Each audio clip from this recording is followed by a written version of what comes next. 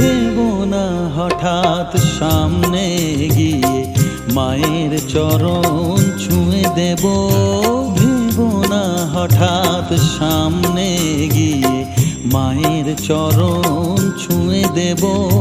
দূর থেকে শুধু চোখের জলেতে মার রাঙা পা ধুয়ে দেব।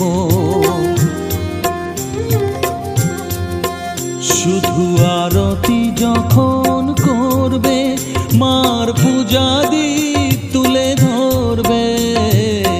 আরতি যখন করবে মার পূজা দীপ তুলে ধরবে।